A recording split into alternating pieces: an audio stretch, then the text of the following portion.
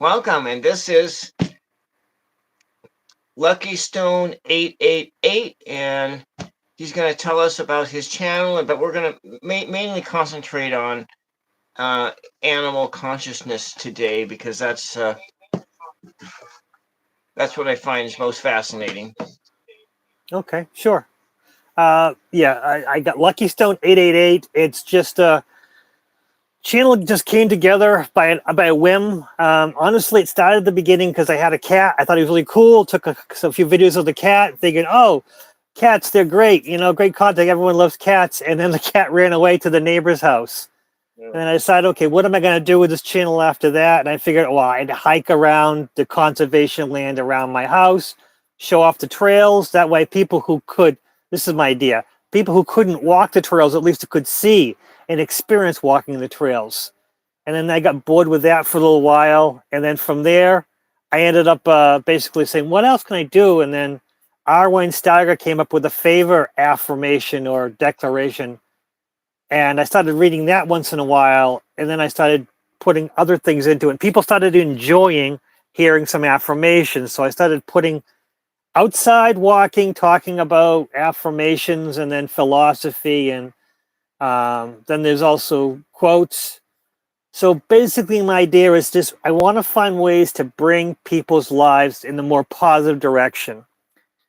Because so much of our lives, the news, the media, well, the news media, people around work, they always try to bring us down, try to, make us more, I don't know, misery loves company sort of thing. And I want to turn that around to just bring an idea that we can have positive in our lives. And if you can bring a little positive into your life, it'll bring more and more positive into your life. And that's just kind of my idea is just, if I can give someone a little bit positive in their life and they can get a little bit more positive, maybe we can be better off together. That was my idea, and I like hearing people. I mean, yeah, they're trolls. There are people who, criticize and insult, and I don't mind those people because I think in there somewhere is a kernel of truth. In my job, from a troll, from a person making a negative comment, is to try to pull something positive out of that and try to look for the positivity in everything in life. That's kind of my goal of my channel, is trying to find a little positive each day. Yeah, yeah, that's just funny thing with the trolls, especially when you're doing live streaming and but most of the trolls, like I mentioned before, went live are young boys, and they haven't had their real first job yet, and they haven't gotten they haven't and they do the names and the memes or whatever they're doing, and they're just they're, I know what they're there for because I've done that stuff before when I was younger Mm. too, you know, done that trolling on those sites, and so I can't really condemn them. I just my general rule with trolls is that if they disrespect to others, they get like one chance, and then if not, then they can get timed out for a while. You know, but anyways, yeah, I want to welcome John here and Lila, and Truthwave is lurking in here. He's gaming and lurking in and staying up all night. I see, and yeah, and so you grew up on a farm, Mm-hmm. and you had like when was the your earliest like experience with animals as far as Oh boy, well, I could ride a horse before I could walk. Um, Basically, my mother would ride a horse with me, and then eventually, riding a horse, I learned how to sit up by myself on a horse, and then from there. So, my earliest memory, I mean, literally, I grew up around horses, chickens, goats, rabbits. Um, for the most part, we didn't. I mean, the chickens were for food. The cows once in a while, but most of it, the farm was dedicated to horses, raising horses and pet rabbits for the most part. Because again, there's a point where we were raising rabbits for the meat, but they became smaller, and for my family, it became much more marketable. The smaller rabbits were easy to sell to pet stores, and they became less likely to be meat rabbits and more like pet rabbits. So with the pet rabbits, and of course horses were all pets. The cows, that was a pain. That was too difficult. We didn't have pigs, but we did have a neighbor with pigs, and one of the pigs used to come and visit us. So we had pigs once in a while, but that wasn't our choice. So yeah, I mean, of course, dogs and cats. I mean, always dogs and cats. We had two sets of, we had barn cats and we had house cats, and never the twain should meet, because the house cats lived in the house and the barn cats lived in the barn, and they really didn't get along too well. It was kind of weird that they separated that way, but they didn't really fight as much as just kind of avoided each other. That was just the story of the animals sort of thing. The same types of cats, or were they like Oh no! The house cats were Siamese cats, and hairy Angora like cats that are worth big money. But because we live on a farm, sometimes people would drop off animals to the house. So I think the only cat my mother actually bought was a Siamese cat, because she loved them. And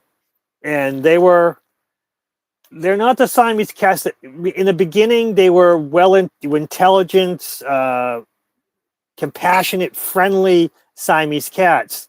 Then later we got weird, skinny, the Siamese cats, the noisy, mouthy, just annoying Siamese cats. And then my mother went back to somehow got these nice, friendly, well-meaning Siamese cats, because Siamese cats, sometimes you get them and they're just loud and obnoxious and just get into everything, and sometimes you get them and they're not so bad. It's just weirdest things. But house cats are Siamese cats, and then the Persians and the Angoras, and the barn cats were regular old whatever, black spotted calico cats, just cats that people no longer wanted, dropped off, they moved into the barn.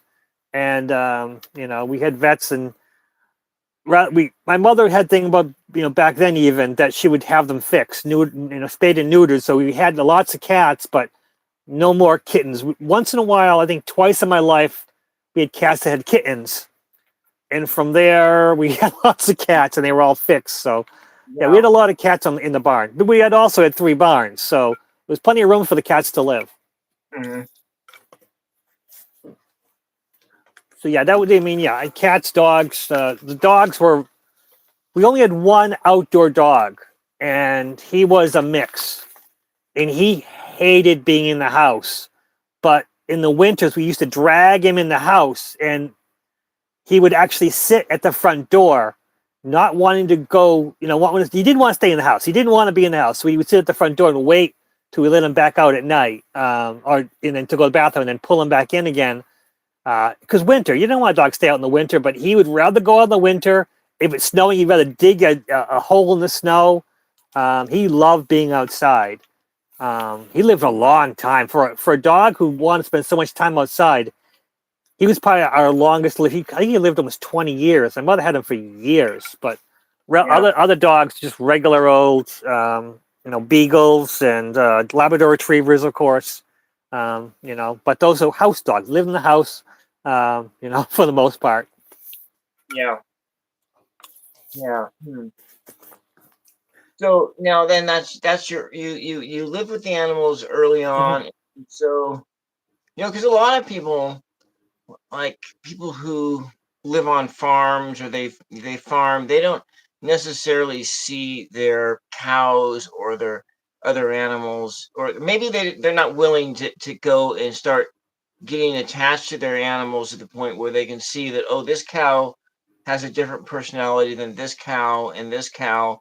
And that way, because if they start seeing that, then they'll have a hard time sending them to the auction at the end of the year, or in the fall or whatnot. And so maybe or they make these separations, these compartments in them, so that they don't become too overly attached to their animals. And yeah, there was a time when we got some cows. I was probably my late teens. We got these things called Scottish Highlanders. They were really hairy, long-haired cows. Not the brightest cows. We had one, Harry was a male bull. He would break the fence down by accident because he wanted to get the grass. And once he gets outside the fence, he would just stand there. He's like, I am loose. I don't know what to do. So you just walk over to him and you'd put a rope around his neck and just lead him back in. He would not go back to the fence he broke because the fence is broken. It should be there. He would not go. He had to go all the way around to the gate, open the gate, and just let him in. He had long horns. He tore apart trees. He tore apart tires. He tore apart everything. Longhorns, aggressive bull, but he was a gentle giant. So with people, he was the gentlest thing. But fences were his big problem. He would rip down the fence at any moment just because he just electricity didn't bother him. The fences. So, but he wasn't the brightest, but at least he was calm. He was compassionate. And my mother decided, this is a money-making opportunity. So she got a cow for him. Her name was, I think, Lucy. Lucy was the cow. And she ended up having a gray baby, which was an extremely rare silver Scottish Highlander worth big money. We ended up raising her for a while and ended up selling her for I have no idea. It was lots and lots of money. It was like, I think almost $100,000 for a cow, which was, this is probably a $2,000 cow. You pay $100,000 for the baby because she's so rare. But eventually, Susie produced everything else brown and white, and they weren't worth much money, and they eventually became too expensive. So my mother said, okay, we're going to get rid of the cows. So we load them up on the trailer, and of course she brings it to the auction and realizes, I left the collars on the cows. So she jumps in the corral with the cows, and the guy's like, oh my God, lady, you're going to get killed. Don't do that. And she's like, these guys, these are our pets. And then she takes the collars off, and that's when the guy said, these aren't going for meat. These are going for petting zoo. So end up selling the cows for more value than the meat to go to a petting zoo. And my mother actually, rather than taking the cash, she used it for a tax write-off. So she donated it for the money to a petting zoo, which was state-owned, and took it as a tax write-off. It was... My mother is a business person. No matter what happens, she knew to play the game. But again, these cows were not known to be gentle. I didn't know that. We never knew that. But we raised them and they were fine. We had three of them: the father, the mother, and the baby. The other babies just kept selling them. Who knows where they went? But these three, So I guess because my mother has a bit with animals as much as I do. That's why I grew up around animals. Horses. One of the things is we get horses and not broken, not rideable horses. So we would get them for very cheap money, aggressive horses that you couldn't ride, bucking broncos sort of thing. And my mother would put me on it, and I would work on the horse. And, a lot of times it was just like I would first put just the regular halter, which the regular thing the horse wears, put a rope on it and jump on their back and see how they are. And there's something new, but it's not so far into them. Okay, I'll deal with this silly person on my back for a little while. And then we would put, riding bridles with the reins and everything. And then for there, we'd pick a very light saddle and build it up. But yeah, we had some pretty. I rode some pretty terrible horses that turned out to be very good for at the back end. And there was actually someone after a year and a half came, and to see the horses, and he said, "That's not the same horse." And I'm like, "Yeah, that's Charlie." And he goes, "No, that can't be Charlie. Charlie would bite." And I'm like, "No, Charlie's fine. You just have to understand that you can't put certain things on Charlie because he does not like it. Once you learn what the horse wants, they're great. But people want to put the saddle, the bridle, everything that they want, and don't understand that the horse also has a choice. And if they don't like your choices, they'll let you know it. So that was my childhood, where I got to ride some pretty nasty ponies and some actually the ponies look even worse than the horses because I had ponies that wouldn't stop. So rather than dealing with, okay, what's the problem here? We just changed their bridle, the thing that you put on their heads, and just modified that. And then you realize, oh, it wasn't the pony. It was he just didn't like the way the thing on his head was. Well, that kind of reminds me of, like, I'm going to say goodnight to Lila. And I said I welcome John from Canada. But like the horse whisperer, or you think Oh that yeah. Heartland.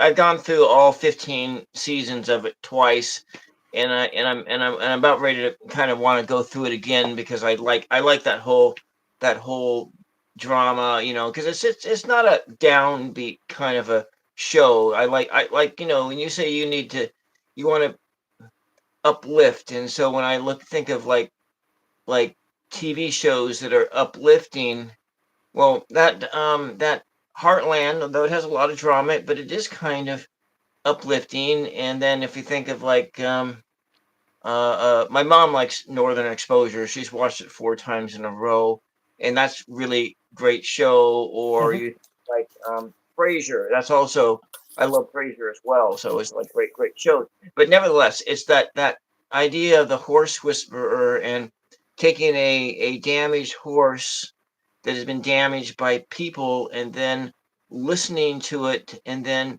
changing it into allowing it to recapture its true nature. And maybe its true nature is to be a gentle creature, Mhm. but and that's kind of what you're telling me. And then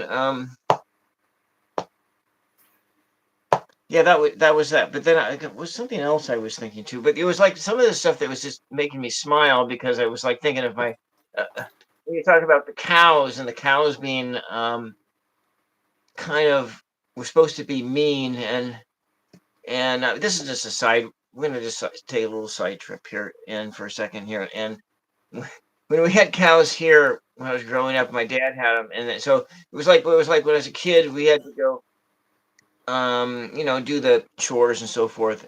But one of these cows was really mean, and I refused to go out and do it. My dad got so mad because, and then he said, "Oh, it's just a cow. It's just a cow." Blah blah blah blah. So he went out to go do the whatever it was to do the cow, and then he comes running and just bolting over the fence because he says, "Oh, I guess the kids aren't lying to me." But anyways, so you have you had these your mom was kind of a whisperer, Oh being yeah. able to listen to the animals and to hear that. But then I was kind of thinking of that movie Temple Grandin. She was like she was an autistic woman who Oh yes, yes. who had a sense of with animals as well. She had Yep. a way of like thinking, well, animals think in pictures, and she thinks in pictures. You see a guy with a hat on, and the hat was, and then that animal maybe had been abused by a guy with a hat on, but they take the hat off, and then they see us differently, Mhm. and that there's something to that, and how animals kind of perceive the world, and so now you mentioned, so like you said talking about animal. So when was the first? So you grew up with animals, and then Mhm. when did you start putting it together that animals are more conscious than what people think they are? It had to be about 3 or 4.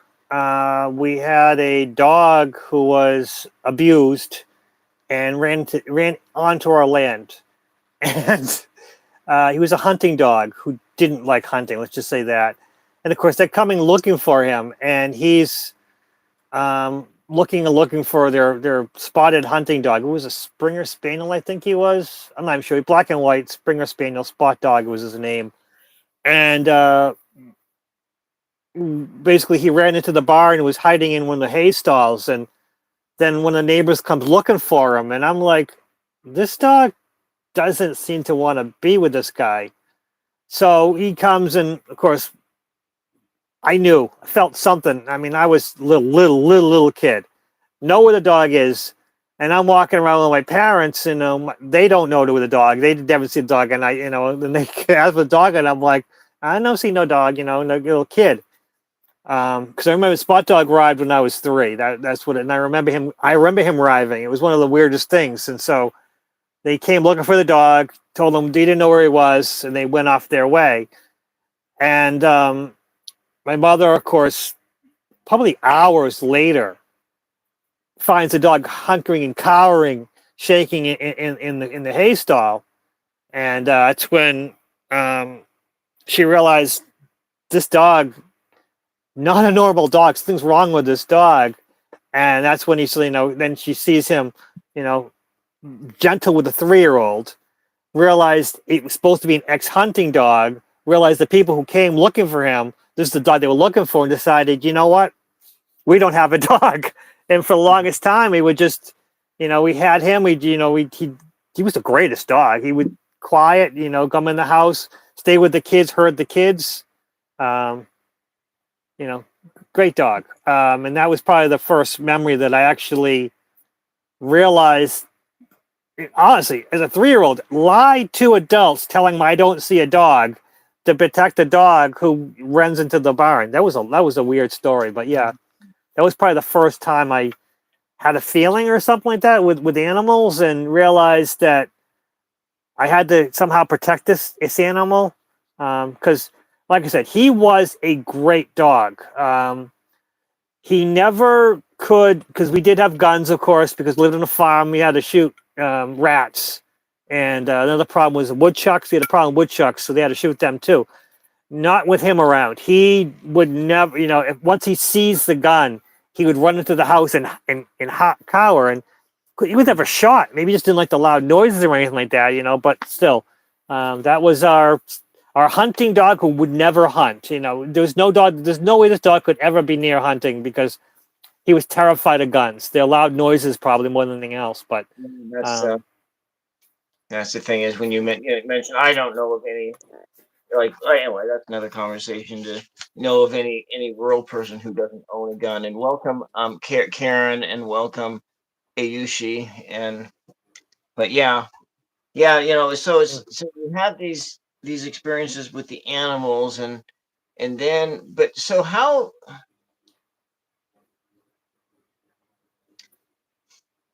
So this must have had some impact on your spiritual development. I had another issue where I could see the spirits, the ghosts. The farm we lived in, the barn, the front of it, basically it's 8 acres. The front of the land is a graveyard. Is it a cemetery? I don't know. Basically dead people are buried there, a lot of them. And unfortunately, the land that we lived on was also Native American, sacred land, old. So it was haunted. And I used to be able to, I saw the dead. And unfortunately, growing up very Catholic, that was not well supported in the 70s. So I ended up seeing a priest and telling him things that he didn't want to hear. And for the longest time, I also wasn't able to go to church. So when my parents went to church, I got to stay with the nuns at the convent the nuns get to babysat me while my parents were at church. It was a weird situation. It took years before I actually could go into the church. Because the priest who asked me not to go to church anymore, he moved on, and a new priest came on, and the nuns, of course, never told anything about him. And I got introduced, and they said that I was a troublemaker earlier, but he's healed. He's better now, because the nuns loved me, and they needed to tell him some story why I wasn't allowed in church until they asked I go back in church. But that was a story about seeing dead people was a problem for some priests, but to the nuns it was just a sweet little thing that I never caused any problems. I just could see things that weren't there that other people couldn't. but that goes with the animals, goes with, I saw lots of stuff, and that also probably helped me with the feelings. So I could feel what the animals felt and able to work with that. So, so I was the gambit. I had the gambit of things in my body and my mind and my spiritualism. I see. So then that, with all that, it makes it probably so. Because the other question I was like wondering is do you? I mean, this is kind of a side conversation, but are there any mythological narratives that make more sense to you, or did you, or in your journeys? Because I'm assuming that you probably have, you're not you're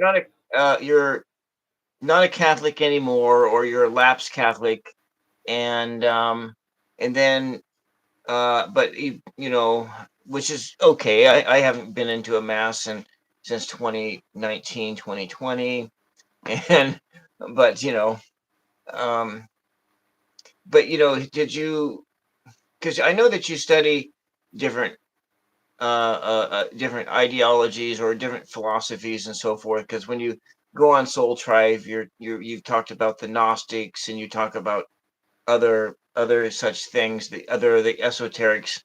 But so I was wondering if you had in your travels, if you run, I guess, are there any mythological narratives that make more sense than the one that you grew up with?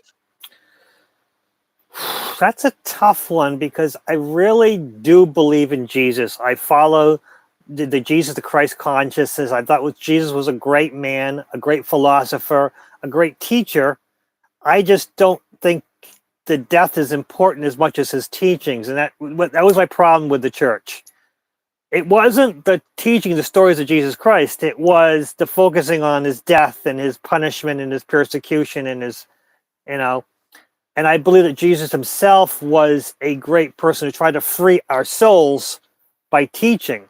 I don't believe he wanted to free us by his death. And I think the mythology that I follow, I don't know. I've read all of them. I've read Norse and Greek, and I mean, my wife is Buddhist. So I've read all about the Buddhist texts and found the similarities of the teachings about just basically just be nice to each other, be good, be kind, and that's what I think Jesus was all just about, was just be nice and be kind.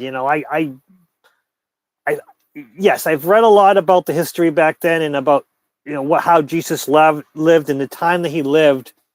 And the more I read about the time of Jesus, the more I knew about the man and how fascinating it was that he lived a pauper's life, but was still teaching to the rich and the famous. So he's an interesting individual. As mythological creatures go, because let's just say Jesus was so far above everyone else that his stories became their own mythology. So,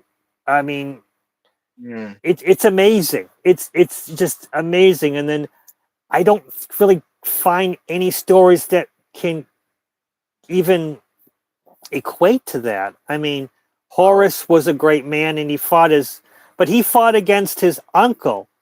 Jesus was his own man. He was just fighting against the establishment, the religious establishment, and the government, things that you didn't do back then. So I don't know any mythology. I've read all the mythology, but do I ever, identify with? I really can't think of anything. And I've read so much. That's weird. That's a good question. It's a good question and makes me think, but it's tough. Maybe you think about that, because because I this is what I got out of Thoreau. I've never actually successfully read his book, but I went through it on audio several times, and in one of the going through it, Thoreau says that every generation should come up with its own script and its own mythological narratives. But if we're going to go back to when you said about Jesus like that, I was thinking, oh, the Jefferson Bible. Oh. The Jefferson Bible, and it just, you cut out because that's kind of like what with my viewpoint on Christianity or whatever. It's that maybe you you cut out the death and resurrection, you pull that out, you pull the infancy narratives out, you pull all that stuff out, and you just concentrate on what the teachings are themselves, or a lot of times I go right into the Thomas Gospel, because I kind of feel like the Thomas Gospel may have been the first one that was written, and then of course then with the whole idea with like, okay, then there's also a part of me that wonders to go if we go with the whole Gnostic narrative that maybe Jesus's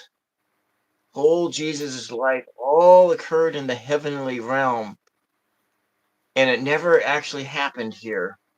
And so yeah, that's like one of the, because so I guess what I'm trying to go is that with this is that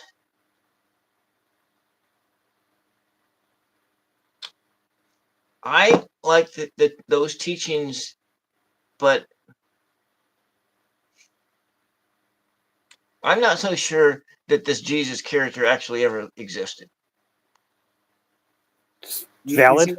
what I'm talking about? What I'm talking about, that he might be just a mythology itself, and that these, through either through channeling or through whatever, that's how that's how those teachings came into existence. But maybe it's because there's people who are trying to prove the historical Jesus, and some people and maybe they just come up empty, or like maybe I've listened to one too many lectures by Richard Carrier, which is true. I have listened to a lot of Richard Carrier lectures, and where Richard Carrier says that in his lectures, he says that maybe the first time Jesus entered into our world was in a vision that Paul had. And then from there, it sort of, but then of course he doesn't adequately explain how the Gospels came into existence and all of that. So I don't really know. So it's because when you go back 2,000 years, it's kind of hard to really figure that stuff out.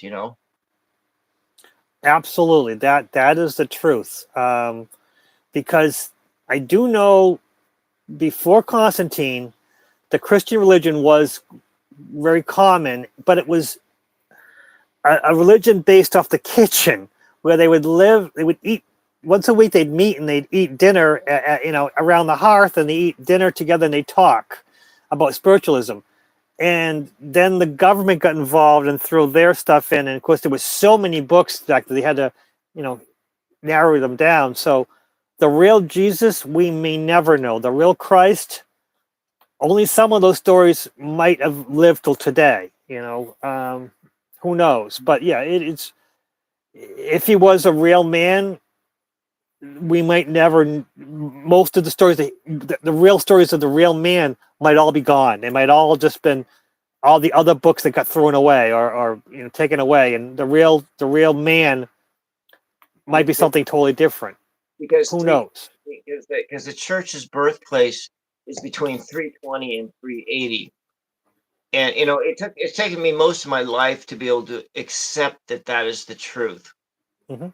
When I was younger, it was like, oh well, there's this strand, we can trace it all the way back to here, but maybe I've heard that, and well, maybe those people are right, because that's when we have the church institutional developing, and then you have and then you go back what I was like taking comparative religion, and the first, when it came to Christianity, the section was called religion as power.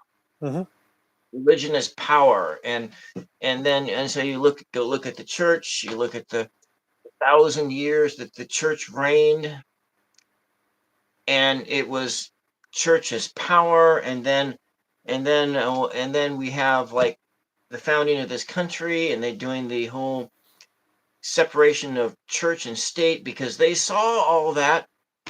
they saw all that, and they saw how terrible it is for human civilization to have a religion and control a government. And so that's Mhm. like a totally different topic and a totally different topic. And I wasn't really wanting to go there, but that's kind of like how you kind of see it when you see religion as power, and that's kind of Mhm. how that. And so they chose stories that help to cement that narrative together, or as religion as power. And so, maybe, as far as in that whole 320 to 380 kind of a time frame. And Yeah, it is the yeah, the Christian religion is a very convoluted and confusing story, and the real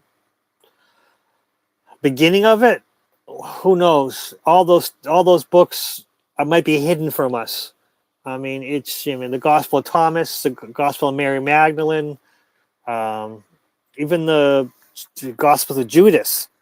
Crazy, Mhm. crazy things that we don't know if they were real or they were, copies from something else, or we don't know what they are. So, but they're great stories. I love the Nag Hammadi. I do love the Dead Sea Scrolls. They're great stories about Jesus being a child, and he was making birds out of clay. He was making birds out of clay and then turning them into real birds. But he did it on Sunday, or Saturday on the Sabbath, and you're not supposed to do any work on the Sabbath. But he was creating birds. Yeah. It's crazy story, crazy, crazy, crazy. And then there's a lesson in there somewhere, but eventually, like, where is it? But yeah, Well, and we never know. We don't know because they were written by someone 2,000 years ago, and what the real story behind it is probably very important. And the only way to get it is to get the original text, and who knows? but the thing is here's the other thing is that there were thousands of these tracks or whatever that were available, but maybe we're looking at them all wrong. Maybe we should be looking at them more like comic books, Hmm. or like Louis L'Amour novels, I get it. Yeah, you're right. and looking at it that way rather than looking at it as this is the feats of our God, and these are the feats of like Gilgamesh or Enkidu. And as far as I want Uh, to go back up to something that Karen said about Immaculate Conception, and what a lot of Protestants don't understand about Immaculate Conception is that it has nothing to do with Jesus. It has everything to do with that Mary was conceived without sin. And so mhm, the theology there is that this God creature cannot be born into the world through a vessel that has sin. So what they did is they go back in and they make this story that Mary was conceived without sin and had no original sin and was a pure vessel, and that's how she brought the Jesus character into the world. And so that's that story. And when people throw around Immaculate Conception, they always they assume it's all about Jesus. It is about Jesus, but it's really not. It's about Mary, and unless you've gone through Catholic studies or the rite of Christian initiation for adults, you would have not have gotten that. And yes, yeah. But anyways, yeah. yes. So kind of look at it as like, so when Thoreau talks about every generation needs to write its own scriptures, I kind of go to thinking, well, for our generation, it's the Star Wars. Hmm. It's that it's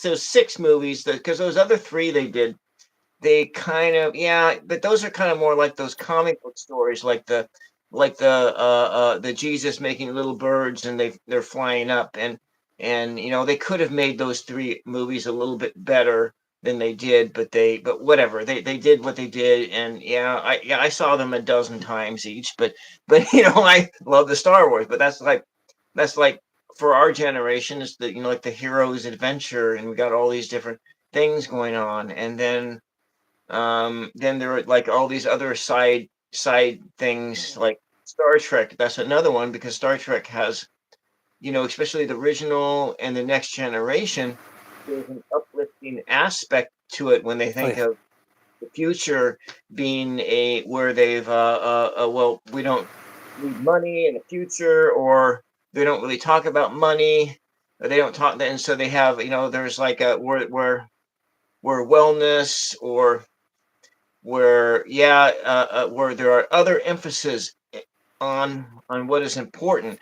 And so you look at that story altogether, and it has, and that's kind of like a scriptural thing. And then if you look at prophecy, you think of, oh, how many things were in how many things that were written about from Jules Verne on, that came into reality within the last 100 years. And so, and so forth. And so what does it go?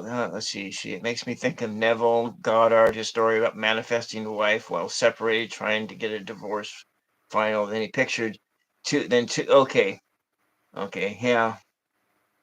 Something Karen was writing. Yeah, but so yeah, that's kind of what do you think about the whole?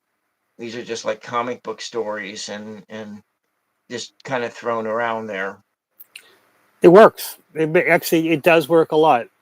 Although I've never seen the third movie from Star Wars. I've seen 4, 5, and 6 multiple times. I've seen 1 and 2 a couple, but I've never actually watched the third movie because it just didn't make any sense. I mean, even though he was really, really bad, I could never get my mind around him killing the younglings, because it just, no matter how evil he was, it doesn't make sense to go from 1 and 2 and half of 3 to become that evil. It just, logic speaking. So it ruined the story for me. It just, to me, like, I'm gonna leave the 4, 5, and 6, 1 and 2, but to me 4, 5, and 6 is it. That's it. Yeah, I'll have to say that third movie is the darkest film I'd ever seen in my life. I mean, as far as, I've seen a lot of a lot of horror films and things like that. I haven't seen one lately, but that one was so dark. When Anakin fell, and it was just like you just experienced this, because you were thinking like, oh no, maybe it's not going to happen. It's like when I watched the Titanic movie for the first time, and you have this thing, well, it's not gonna sink, all these things aren't going to happen, but then it does, and then it's just so, they just kind of hook you right into it. And and so and that, with that story, but yeah. Yeah, I've seen the Titanic because I knew the band Gaelic Storm. They were in the hull of the Titanic. So yeah, kind of weird that the band is in the movie, but that's another story entirely. Nice guys, really nice people. Yeah. But yeah, the Titanic movie. Yeah, I mean, it's a good movie. It's a great, long, epic movie. It's just the ending is kind of. I don't need to watch the ending for the movie's a great movie up until the end. The end is she drops the, it's this the Titanic is another story entirely. That's another. Oh my god. Yeah. Anyway, so that yes. The Star Wars is like scripture, and but then I know it's another conversation, and probably I should have you on again, and we can talk about this stuff some more. But as far as, like, let's say you're taking a look at it now, of course you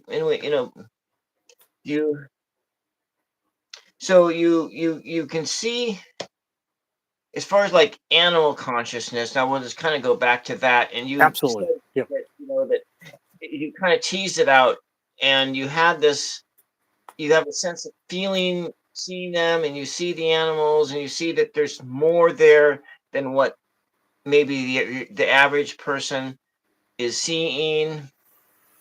And then what is that experience like? Well, there's something that I've noticed in the past 20 years. Reptiles, the primitive reptiles, the primitive brain. I mean, like a kid, I loved all animals, and I played with snakes, turtles, and everything. But the last 20 years, there's this thing in reptiles that I've noticed that never saw before.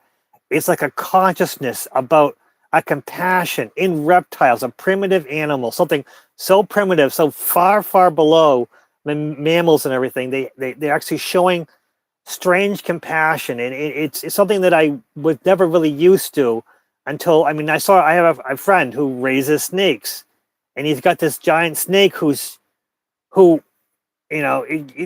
vulgar as it is, you got to feed it mice and rats. But this of course, he got it because the snake would never eat live, and the people wanted the show, killing the rat, or killing the rabbit or mouse, something like that. But the snake would not. So this guy got it, and it would only eat frozen thawed rodents, not live. It would not. And it's in the thing, and it also doesn't strike. It just, oh, here's a food. It takes it and eats it like a animal without. And it's something that never in my life have I experienced. I've seen the primitive reptile wants to lunge, eat, consume. But no, this guy's snake, he opens it up and it comes slowly out. It crawls on him, and it's not something I'd ever see. And that's something. I mean, other times hiking, I was hiking and I ran into a deer, and I stopped and said, "Hey, I don't want any trouble. I'm not going to bother you." And the deer stood there like cool, and stood there, and and I'm like, I'm going to go on my way, and it just stayed there, and I walked on my way. This is normally when you run into a deer, they see human, they run away.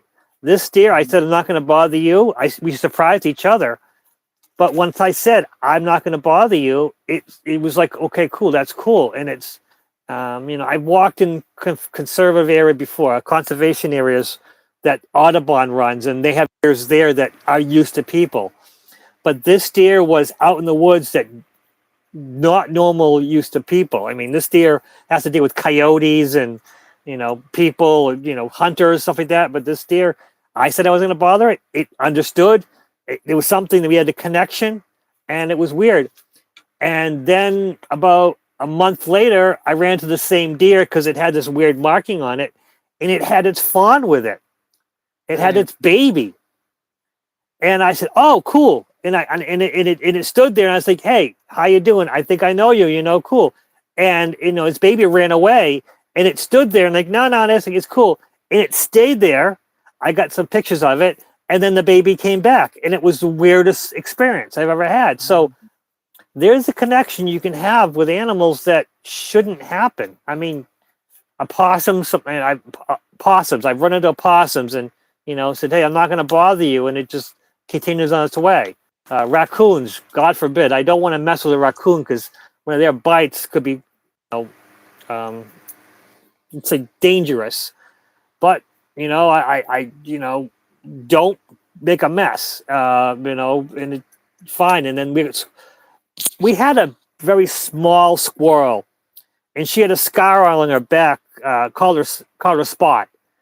And we had a problem. We had bird feeders. We had a problem with squirrels raiding the bird feeders. But once this little squirrel was around and used to hang out with the cats, which is weird, but the squirrel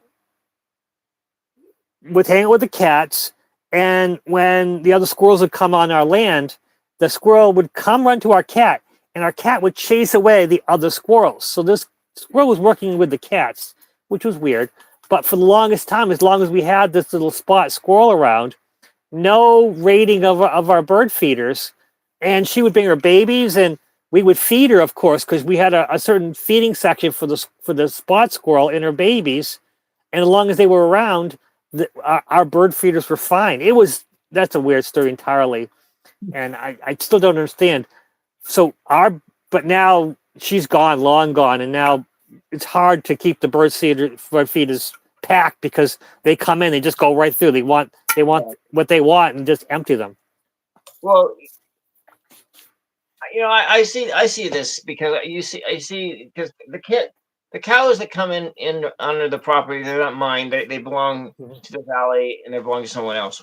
But I have a deal where we have a deal that they can graze on our property, Hmm. and then they maintain our fences, and Uh-huh. then towards like towards like the end of grass season, they come in and cut the grass down short, so it's like not quite much of a wildfire danger. They do that every year, but nevertheless, one of the things I noticed that's like fascinating is that you got the cows and they're out there with their babies, and before like the pond dries up out here, then there'll be some ducks and some geese and some other birds, and they're all out there happy together. But when a person comes by, or a dog comes by, or a cat comes by, Hmm. everybody scatters and goes away because the birds fly off. And of course, the cows, they're not really bothered by dogs too much. Hmm. But there's cougars in this areas, and some of these Oh. cougars have taken down big cows before, in which which happens because I think there's like 3 cougars that live here, Mm. because there's more than, because they say it's like 1 cougar per 50 square miles, but there's more than 1 cougar in 50 square miles. There's a lot of cougars, and which has kind of spoiled walking in those areas. I used to walk in those areas all the time, but I spooked a cougar in 2014, and that thing was huge, and Mhm. um, and so I have everybody. So everybody else who goes up in those woods, you either got to take a gun with you, or you're going to go in a vehicle, Mhm. and because you're going into cougar territory, and so it's like I'm not gonna take. I'm not gonna. I don't. I'm not gonna go take a gun with me while I go on a walk. And, Mhm. I don't. I haven't practiced with a gun, so I don't think I can, like. It would be completely ineffective, and so it's like, why? And so it's like I don't really want to. I'm not going down that path, and I just don't want. I just want to go there. So probably maybe pepper spray would be the thing to take with you, or you to have a dog that's a little bit bigger than little Peewee dog. Mhm. Mhm. But nevertheless, I guess where you're going with this, that there are these some animals, they're all great hanging out together. Wild birds, geese, ducks, hanging out with the herbivores, and they have and they're fine being in there. But then let's say a coyote comes in, and then they scatter. But so do you think that it is that there's a change that is happening in the animals, or is it that your vibrational level has just raised up to a point where these animals sense you and they think you're safe, kind of like a St. Francis of Assisi's kind of a thing going on? Well, you got a good point, St. Francis of Assisi, because he had a very interesting relationship with animals, and there's always been stories of people with you know with affinity with animals. I mean, the Snow White story. So maybe you're right. Maybe it's just. I guess that's the point. A lot of times we don't see things until once you start realizing something, you see more of it. And until you actually realize it, you'll never see it. So you make a very good point that maybe the affinity I have with animals is getting stronger now because I'm actually looking for it, and they seem to be more compassionate, more, I don't know, intelligent, more interesting because I am building that connection Hmm. easier. I don't know, but you're right.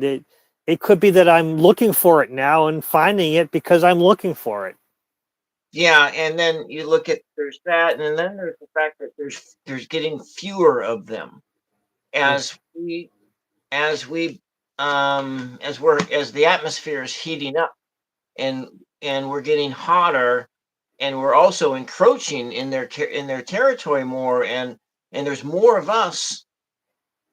Then there's this balance that's not being achieved, and there's beginning less of them, and so that maybe, maybe in all the encroachments, that there's maybe the animals are becoming less wild, and or it's kind of, it's like, okay, if I look at, let's say we take a little side trip and I talk about the wild turkeys, and I've got a chance, because when I in 2020 and they locked out, do the lockdowns, and because I was working in the food and beverage industry, and all of that got shut down, and then I did one other job, which was a work from home thing, and then that ended, and then I ended up being more of a caregiver for my mother, and so I haven't really worked out in the world for a while. Hmm. But the but I've been watching, doing a lot of watching, and watching the animals, and doing stuff like that. And when those wild turkeys came up, and they were fascinating creatures to watch, and they'd be Hmm. like right now there's like one or two or three that come into this area, but I know that by the fall they'll all gather together, and all, however many of them are left. There was 40, but then they had to, the herd got a little bit too, or whatever you call them, got too unmanageable, and so the tribe cut a whole bunch of tags for the wild, because so tribal people can hunt wild turkeys. The tribal people can hunt with dogs, and they can do those kind of things. We can't. I'm not a hunter, but if I was a hunter, that's something I couldn't do because I'm not tribal. Hmm. But nevertheless, you see these wild turkeys, and then they would you know, one of them would jump up into an apple tree on the property, and they'd be knocking apples down for everyone else to eat. And it was just like, that was like one of the things. But then it was like, and then at the same time, they want to go. They're moving on, and there's a hole in the fence that they all came through, and then but this one of them is 1 foot away from that hole and can't see it. And then once they're kind of like getting all frantic because cluck cluck cluck, oh no, they're moving on, and there's one that's left over, and then eventually it uses this tremendous amount of energy to fly over the fence, but all it had to do was walk 1 foot this way, and but you can see on that turkey all the anxiety and everything because it was being separated from everyone else, and Hmm. it didn't know how to get over, and because for whatever reason it couldn't see that hole in the fence right there. But that was like one of those things of just watching the animal and seeing its emotions, Hmm. and those aren't things that I really had noticed before when I was younger, and maybe you just didn't take the time to notice, and so forth. And so then maybe what I'm asking is that since you have this connection, do you see the emotion in wild creatures that are in that fighting for that, in that survival mode, that even though they are in this whole mode where they are just in survival, flight or flight survival mode, that they take the time to just be? Does that make any sense? I don't know because you're talking about survival mode, and I don't see animals in survival mode because everything I experience is basically conservation land. So animals aren't put to a stressful situation. Everything is pretty. There aren't a lot of animals where I am, and where they are, they're I mean, the deer are pretty safe around where I am. Although, oh, there was a time where, because where I live there are coyotes, I did happen to be in the place where a deer ran by and almost knocked me over, and within seconds a coyote came by too. So I lived at National Geographic literally, and yes, I could feel the fear of the deer before it came by. I felt the fear, didn't know where it came from. And then the deer comes running by, and I thought the deer ran by me because it's a quarter or something like that. And that's when the coyote came by. And I didn't feel anything from the coyote. Maybe just hunger. I don't know. But yeah, I did feel the fear from the deer. I forgot about that. But that was the only time that I've actually felt, fear from an animal coming by me. Everything else has been just goofiness. I mean, today I was trying to photograph. One of the things is I got a hummingbird feeder for free, but the idea is that I do this. I'm supposed to make a video of it. So I spent all day trying to get a video of hummingbirds feeding off the feeder. But you know how hummingbirds are, boom, boom, they go. And I'm ready to go. I got my camera ready to take the video. And I look to my left and my water bottle. This water bottle entirely, a hummingbird 2 feet from my head is feeding off of drinking water from my water bottle. Yeah. And I'm spending hours waiting for hummingbird to go on the water, and this is the joke that they play on me, that water. There's no syrup, there's no sugar, it's just water bottles. So what do I felt it was playing a trick on me? I don't know, but it was probably, I told my wife was laughing at my ridiculousness, but I mean, why? I don't know. Well, hummingbirds, yeah, they don't necessarily know that you're there, because there's a hummingbird feeder right outside, and I've been inches away from that thing, and those birds come up and feed anyway. So I don't know that I don't necessarily know that they have an awareness that we're there. They just know that there's something there, and they may not be on the level of knowing what that is, but that's kind of fascinating that you so you don't know is if there's if there's a whole consciousness shift. Now people have talked about that. I've like what tuned into Next Level Soul. I used to watch it a little bit more about a year or so ago, but I mean, it's like 9 out of 10 guests they have on are all about near-death experiences, and so it gets kind of boring after a while to because not to saying that it's not boring, what I'm saying. It's like you but then occasionally they would have different things talking about that there is a consciousness shift going on in humanity right now, but maybe there's a consciousness shift that is going on in all of the Earth realm. It makes sense. In the whole thing, maybe the whole solar system, that it's not just not just the biological life, but it's plant life, and it's down to the level of the rocks, that there's a shift in consciousness that is occurring over the whole thing. And that maybe maybe that's what's going on, and so forth, and maybe that's what you are kind of keying into. You're kind of seeing some of that. It makes sense. I'm really not sure, because I really haven't felt the energy from plants. I mean, I haven't tried. That's the point. So how can I know unless I really tried to feel the energy? Because if you see an animal, then you try to feel them, and then you make a connection. But from plants, have I ever thought about the plants?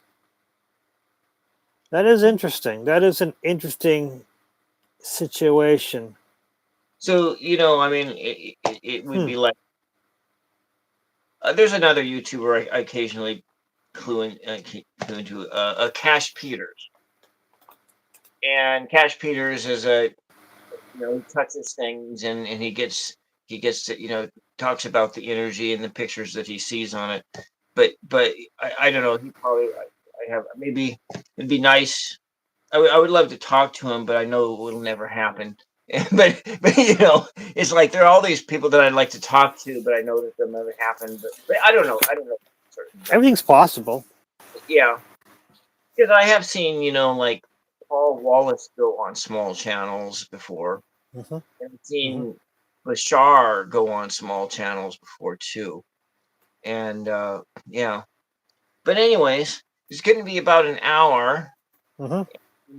Um, and I thought that we talked about a lot of interesting things, and like I say, I'd like to have you back on again. We can continue this conversation but we'll start it earlier at an earlier time, Sure. so that a bit earlier in the day, and so forth. And yeah, would you now this doesn't have a backstage like with so the Go Live Together feature, Hmm. it has a backstage on the front side but not one on the back side.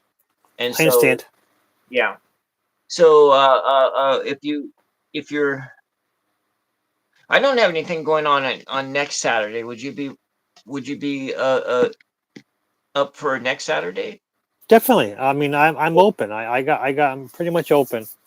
Okay, good. Well, let's do that for next Saturday, and I will work on either we you work nights, and I'm assuming you stay up on your days off till like 3 or 4 o'clock in the morning, and then because when I used to work, I'm like I used to work nights, and I still stay up till 4 o'clock in the morning, and Hmm. Hmm. Yeah. yeah, Yeah. I work Monday night through Thursday nights, and I have Friday night, Saturday night, Sunday nights off every week, okay, because I work 12-hour shifts, and yeah, it's so I get 3 days off because I work the 12-hour shifts for 4 days, so I got 48 hours, and then the rest of I have long weekends every week, and they, oh, that's great for you. I'm like, yeah, do you want to work the night shift? And then no one wants to work. So the benefits, and because yeah, some of my coworkers would love to have 3 days, 3 days off a week, but they don't want to work the night. So it yeah, is what yeah, it is. yeah. All right. Well, I will. We'll work out a time, and then we'll continue this conversation next Saturday. Hmm. And What I will do is I will endeavor to have my dinner time an hour earlier, and that way we can start instead of we're maybe we'll start like 7 o'clock, so that'd be like ten Sure, o'clock time, something like that. And absolutely. That sounds good. Sounds really good. Yep. I'll work that out, and then we'll just kind of think about more on the on some of these things of the animal consciousness, because that's kind of really fascinating. Then you can think about it a little bit more, and then have some more I things to talk as far as like what I'm saying. You can think about it a Yeah. little bit through the week, and then you know we can go dive into it a little bit deeper. Sounds fascinating. Sounds interesting. Yeah. All right. Well, thank you very much, Lucky, for being on. And Thank I you for want inviting me. Yep. thank Mama Sushi for um, timing people out. I did some timing people out too. And Karen, thank you. And Lila was here for a little while, and Victor was here for a little while. And we had some other people, the trolls that came in, and whatnot. And thank everyone for being here tonight, and thank you. And we'll see all y'all the next time. I'm going to be doing probably another at almost midnight. I'm going to go on and do card divining tonight. I'm not going to do it tomorrow night because it's not good night for it, but nevertheless, I'm going to do that another live here tonight. And so we'll see all y'all later, and look forward to seeing you again next week, Lucky. And we go back into this conversation. Okay. Sounds fascinating. All right. Bye bye. Bye.